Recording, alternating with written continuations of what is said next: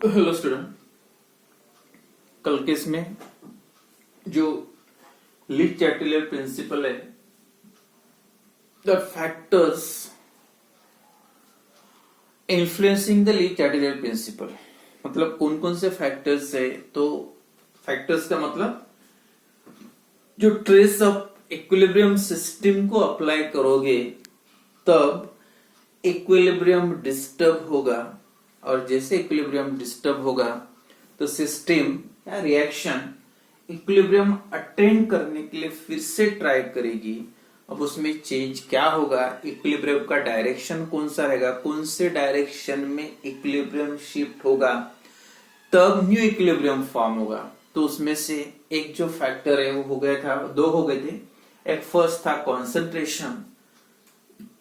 Concentration अगर change करोगे system का एट इक्विलिब्रियम, जब फॉर्म में सिस्टम है स्टेबल है, when concentration of other reactants और प्रोडक्ट चेंजेस, देन वो चेंज करने से जो कल एग्जांपल बताया था एक मैंने, N2 plus thrice H2 reversible twice NH3, तो जिस साइड में आप ऐड करोगे प्रोडक्ट साइड या रिएक्टेंट साइड, तो जो डिस्टर्ब होगा वो कैंसिल करने के लिए इक्विलिब्रियम अपोजिट डायरेक्शन में, अगर ये साइड में डालोगे तो इक्विलिब्रियम ये डायरेक्शन में जाएगा, और ये डायरेक्शन में जाने का मतलब है प्रोडक्ट का कॉन्सेंट्रेशन बढ़ना।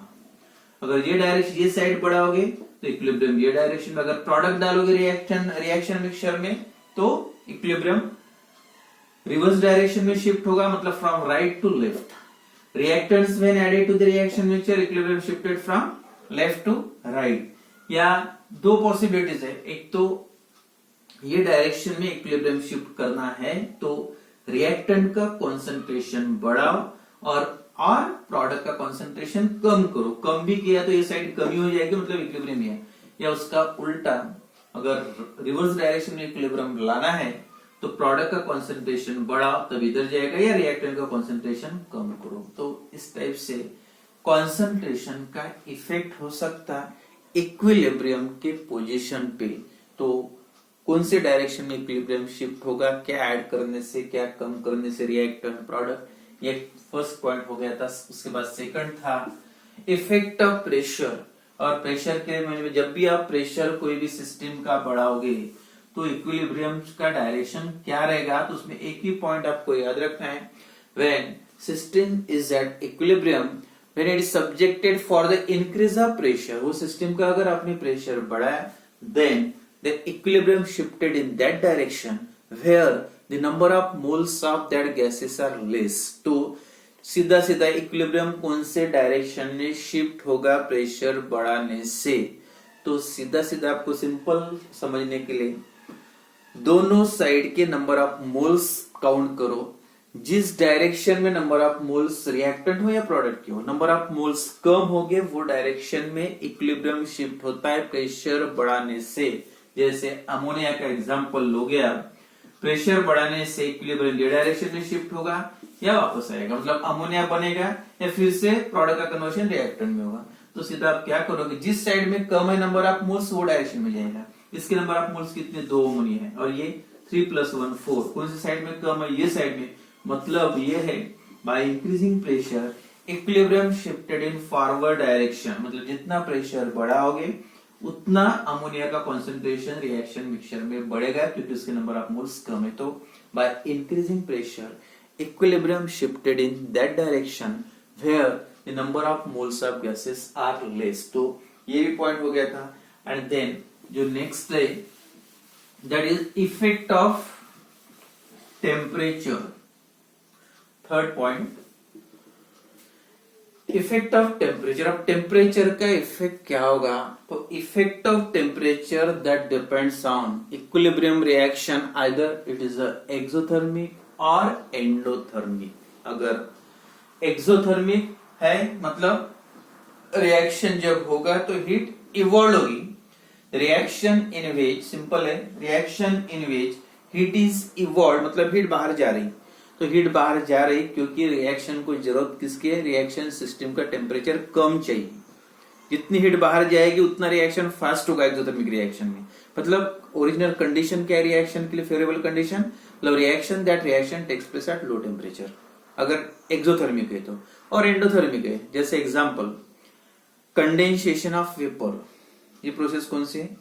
एंडोथर्मिक नहीं, एक्सोथर्मिक। कंडेंसेशन, जब भी कोई कॉम्बिनेशन होता है, मॉलिक्यूल पास पास में आते हैं तो ऑलवेज एक्सोथर्मिक, और जब कभी सेपरेशन होता है, मॉलिक्यूल्स अलग अलग होते हैं, सेपरेट होते हैं, दैट इज ऑलवेज एंडोथर्मिक। जैसे कंडेंसेशन में मॉलिक्यूल पास पास आ रहे, बॉन्ड फॉर्म हो रहा, तो प्रोसेस कौन सी? एक्सोथर्मिक। और एक कंडेंसेशन के लिए जितना टेम्परेचर आप कम करोगे, एक्सोथर्मिक प्रोसेस रही तो जितना टेम्परेचर कम करोगे उतनी प्रोसेस फास्ट होगी। और एंडोथर्मिक का उल्टा है। अब endothermic, evaporation of water, water को अगर इवेपोरेट करना है तो उसको हीट करना पड़ेगा, और हीट कर रहे मतलब सिस्टम ऑफ हीट ऐड कर रहे, एब्जॉर्ब हो रही heat, and therefore it is endothermic. अब ये एंडोथर्मिक रिएक्शन कब बढ़ेगा? जितना आप टेम्परेचर बढ़ाओगे इतनी प्रोसेस फास्ट होगी। तो इसका मतलब ये 2 पॉइंट याद रखो, एक्सोथर्मिक रिएक्शन फेवर्स दी लो टेम्परेचर और एंडोथर्मिक रिएक्शन फेवर्स दी हाई टेम्परेचर। मतलब अगर रिएक्शन एक्सोथर्मिक होगा तो जितना टेम्परेचर, एंडोथर्मिक होगा तो जितना टेम्परेचर बढ़ाओगे उतना प्रोडक्ट बनेगा। अगर एक्सोथर्मिक है तो उसका उल्टा है, जितना टेम्परेचर कम करोगे उतना प्रोडक्ट बढ़ेगा। तो अगर फॉरवर्ड डायरेक्शन में इक्विलिब्रियम शिफ्ट करना है तो फॉरवर्ड डायरेक्शन में एंडोथर्मिक के लिए टेम्परेचर बढ़ाना पड़ेगा और एक्सोथर्मिक रिएक्शन के लिए टेम्परेचर कम करना पड़ेगा। तो डायरेक्शन ऑफ इक्विलिब्रियम या shift of equilibrium that depends on the type of reaction, either that reaction is exothermic or endothermic। तो सेम फिर से वही प्रोडक्ट का कंसंट्रेशन बढ़ जाए तो Kc की वैल्यू के कोई भी रिएक्शन के लिए, जैसे यही सेम रिएक्शन लिखूंगा N2 plus thrice H2 reversible twice NH3 ammonia. In this reaction plus heat, मतलब क्या हो रहा है? हीट निकल रही, reaction is exothermic reaction, plus heat मतलब हीट बाहर जा रही, तो रिएक्शन इज एक्सोथर्मिक। और इसके पहले जो बताया था मैंने, फॉर एक्सोथर्मिक रिएक्शन, और जब भी कभी रिएक्शन एक्सोथर्मिक होता है तो उसका मतलब it favours the high temperature. मतलब एक्सोथर्मिक डेलेज की वैल्यू जैसे माइनस में लिखा है यहाँ पे -92.9 वगैरह, अगर किलोजूल पर मोल ये वैल्यू है तो माइनस है, मतलब रिएक्शन एक्सोथर्मिक के हीट लॉस हो रही। तो this reaction favours the low temperature, and जितना टेम्परेचर कम करोगे उतना प्रोडक्ट का कॉन्सेंट्रेशन बढ़ेगा। जब क्योंकि रिएक्शन क्या है ये, because the reaction is exothermic reaction. वही अगर मैंने ये रिएक्शन लिखा था, solid H2 solid gives reversible H2O liquid, मतलब ये आइस है और ये वाटर है। तो अगर ये डायरेक्शन में शिफ्ट करना है, ज्यादा से ज्यादा आइस का कन्वर्शन वाटर में, आपको पता है रिएक्शन कौन सा है? माइनस हीट, मतलब हीट बाहर निकालोगे कम नहीं,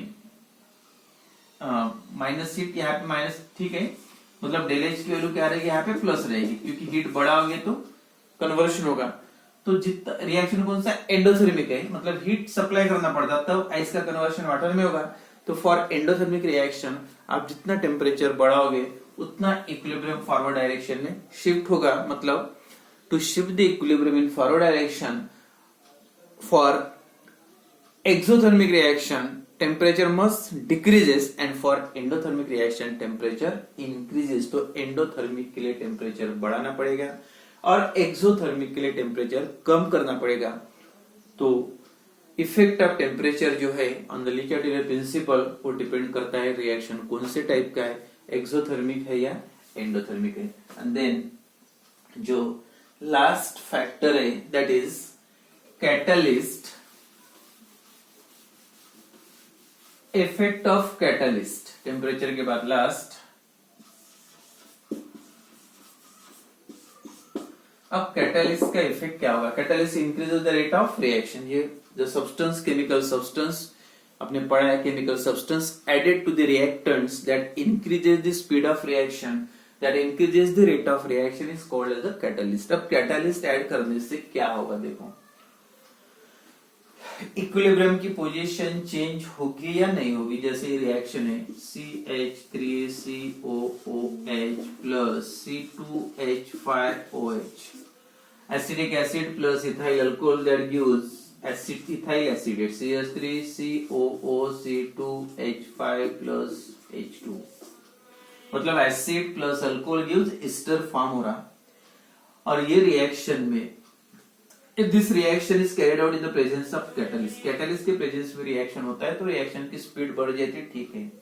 तो कैटलिस्ट का रोल क्या होता है, increase the speed of reaction. अगर Kc की वैल्यू आप लिखोगे, ये K की वैल्यू क्या आएगा, concentration of CH3COOC2H5 into concentration of H2O axis upon concentration of CH3COOH into concentration of C2H5OH। जो भी उसकी वैल्यू होगी, जैसे इसकी वैल्यू पहले 5 थी और इसकी भी 5 थी, concentration of product is equal to, और Kc की वैल्यू 1 थी। अब ये वैल्यू चेंज होती है तो मतलब इक्विलिब्रियम की पोजीशन चेंज हुई, अगर चेंज नहीं होती है तो इक्विलिब्रियम की पोजीशन वही है। अब कैटलिस्ट ऐड करने से क्या होता है, देखो, when catalyst is added to the reaction mixture, reaction की स्पीड बढ़ेगी। जैसे ये डायरेक्शन में जितनी स्पीड बढ़ेगी उतनी सेम ये, अब 4-5 की जगह पे 6 मॉलिक्यूल बोल सकते हैं, तो अगर ये 6 होते हैं तो ये भी 6 बढ़ती। मतलब जैसे कैटलिस्ट फॉरवर्ड रिएक्शन का रेट बढ़ाएगी, वैसे सेम रिवर्स रिएक्शन की स्पीड भी बढ़ेगी। मतलब rate of forward reaction become again same, पहले 5-5 था, अब 5-5 की जगह अब कितना 6-6 है, मतलब फिर से रेशियो कितना हो गया, 1 हुआ। तो as the catalyst increases the rate of forward reaction as well as the rate of backward reaction, and therefore equilibrium की जो position है, the value of Kc remains same, उसमें change नहीं आएगा। मतलब no effect of catalyst on the position of equilibrium। तो equilibrium की position पे catalyst का कोई भी effect नहीं होगा।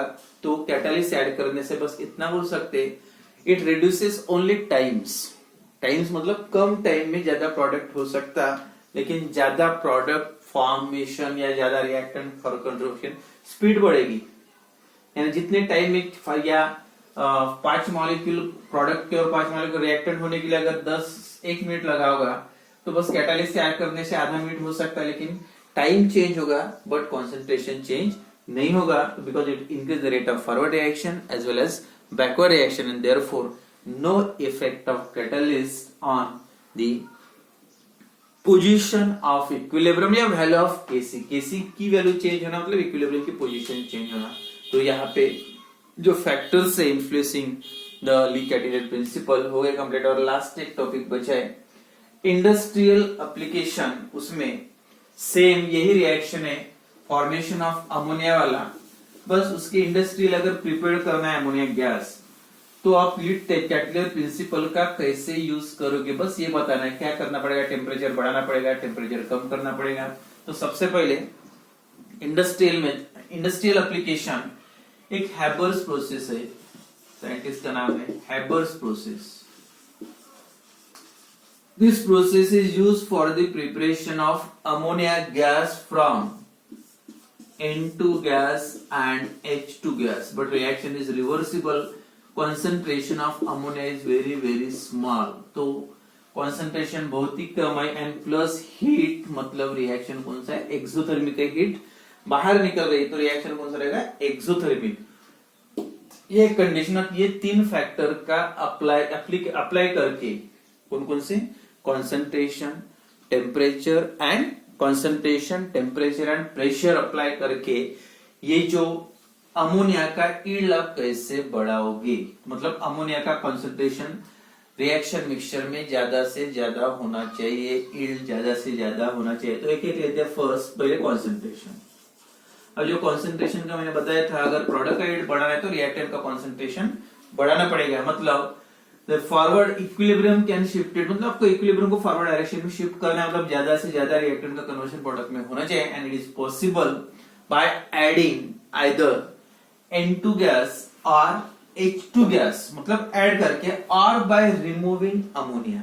एक तो ये साइड बढ़ाओ या ये साइड कम करो, रिजल्ट एक ही है, मतलब ये साइड कम होगी, ये बढ़ेगी, ये बढ़ाने से भी ये कम होगी, ये कम करने से भी ये कम होगी। तो to shifted that equilibrium in forward direction to increase the yield of ammonia, more reactant molecules either H2 or N2 are added to the reaction mixture and also the equilibrium can shifted in forward direction by removing the ammonia gas. तो reaction mixture से ammonia gas कम करो या इसका concentration बढ़ाओ, तब equilibrium shift किस में होगा, कौन सी डायरेक्शन में, फॉरवर्ड.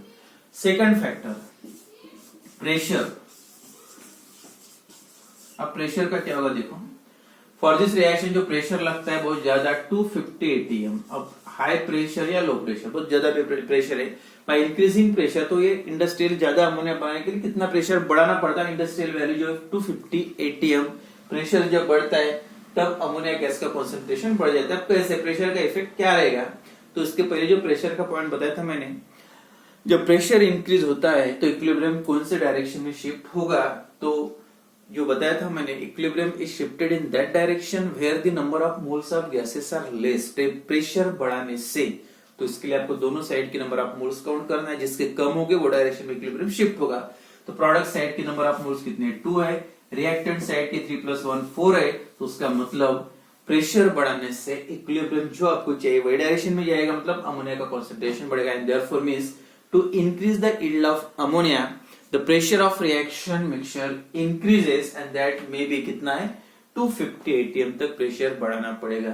एंड लास्ट कंडीशन है दैट इज टेम्परेचर. टेम्परेचर का इफेक्ट क्या होगा, तो टेम्परेचर जो अभी बताया लास्ट में, effect of temperature that depends either reaction is exothermic और एंडोथर्मिक. और रिएक्शन से दिख रहा प्लस हीट बाहर निकल रही, means this reaction is the exothermic reaction. But exothermic reaction favours the low temperature. जो भी रिएक्शन अगर एक्सोथर्मिक है तो जितना टेम्परेचर कम करोगे उतना रिएक्शन फॉरवर्ड डायरेक्शन में जाएगा. But at low temperature problem यहाँ पे ये आता है, हाई टेम्परेचर बहुत बढ़ाओगे तो उल्टा हो जाएगा रिएक्शन, मतलब अमोनिया का डिकम्पोजिशन होगा, फिर से N2 और H2 बनेंगे. लेकिन लो टेम्परेचर का दूसरा प्रॉब्लम ये आता है कि दोनों बहुत ही इनर्ट गैसेस से लेस रिएक्टिव है, देयरफॉर वो रिएक्ट होगे नहीं, तो थोड़ा सा टेम्परेचर बढ़ाना पड़ेगा और एक फिक्स कांस्टेंट टेम्परेचर रखना होता है. और उसके लिए थोड़ा सा एक पॉइंट याद रखो, that temperature is also called the optimum temperature. Optimum temperature और उसकी वैल्यू स्पेशल ये रिएक्शन के लिए याद रखो 773 केल्विन टेम्परेचर पे जो यील्ड है अमोनिया का सबसे ज्यादा होता है. तो ये 3 पॉइंट्स लेके कंडीशन, तो यहाँ पे जो केमिकल इक्विलिब्रियम चैप्टर है कंप्लीट.